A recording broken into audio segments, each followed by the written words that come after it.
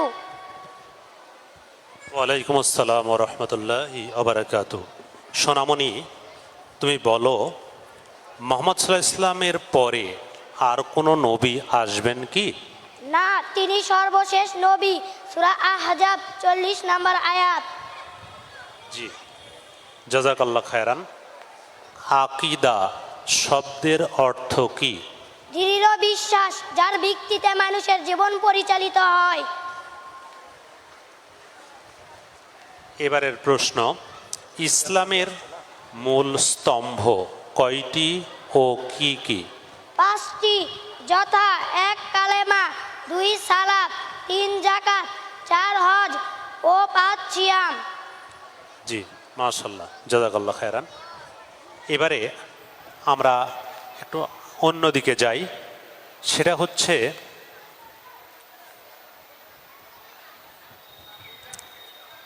পরিষ্কার পরিচ্ছন্নতার 4 নম্বর আদব বলো। আবাসস্থল সর্বদা পরিষ্কার পরিচ্ছন্নতা রাখা এবং ময়লা আবর্জনা ডাস্টবিনে ফেলা। আরেকবার বলো। আবাসস্থল সর্বদা পরিষ্কার পরিচ্ছন্নতা রাখা এবং ময়লা আবর্জনা ডাস্টবিনে ফেলা। জি জি, আচ্ছা, এবারে আরেকটু বলো, নির্ধারিত আসনের অতিরিক্ত সহপাঠী আসলে কি করতে হবে?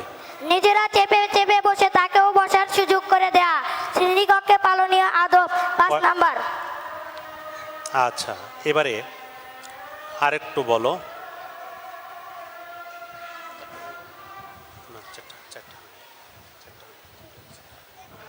এবারে বলো যে লেনদেনের 3 নম্বর আদব কি? 3, কেউ কিছু চাইলে তা দেওয়ার চেষ্টা করা, সম্ভব না হলে ভদ্রতার সাথে ক্ষমা চাওয়া। জি জি,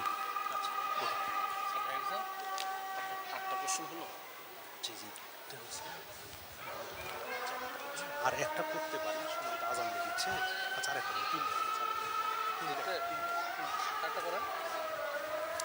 এবার তুমি বলো, কথা বলার 13 নম্বর আদব কি? কথা বলার 13 নম্বর আদব। না জেনে বা না নিশ্চিত হয়ে কথা বলা থেকে বিরত থাকা। আচ্ছা, ঠিক আছে, ধন্যবাদ।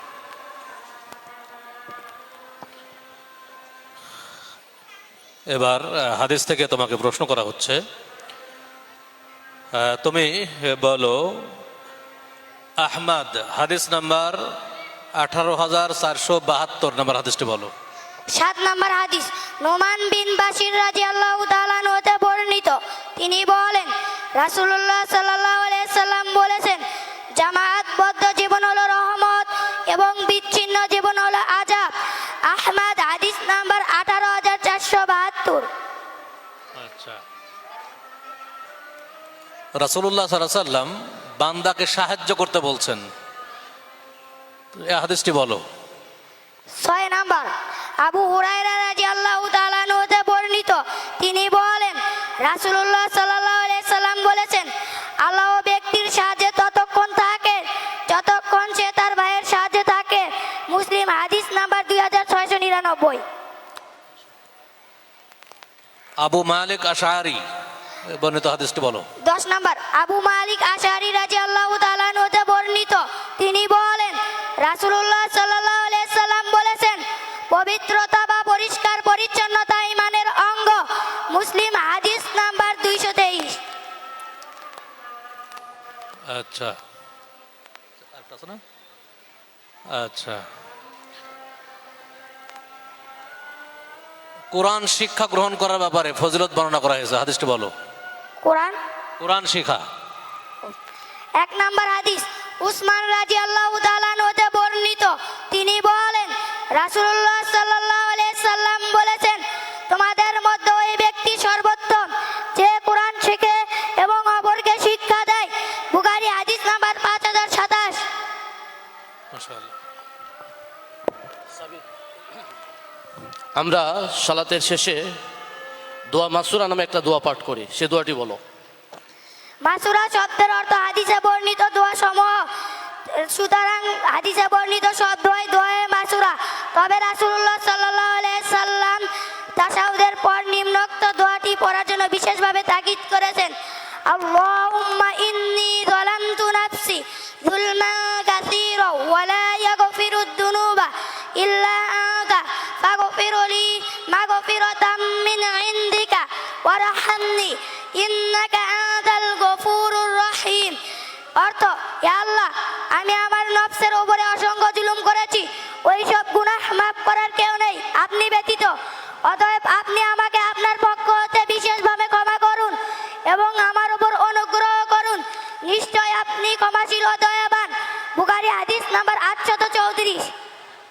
আচ্ছা, সালাতের শুরুতেই সূরা ফাতিহার পূর্বে আমরা একটা দোয়া পাঠ করি, দোয়াটির অনুবাদ বল।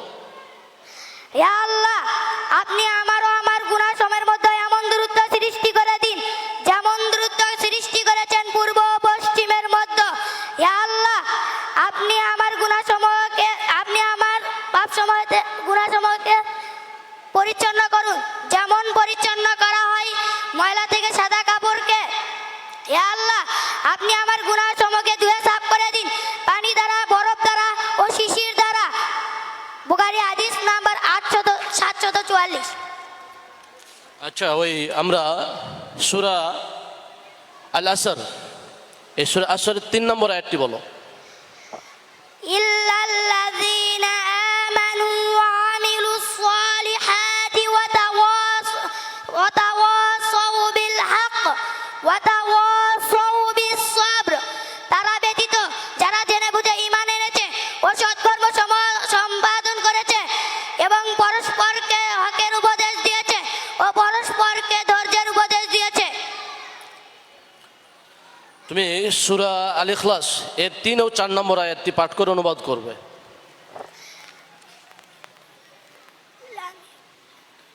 লাম ইয়ালিদ ওয়া লাম ইউলাদ, তিনি কাউকে জন্ম দেননি এবং তিনি কারো জন্মিত নন।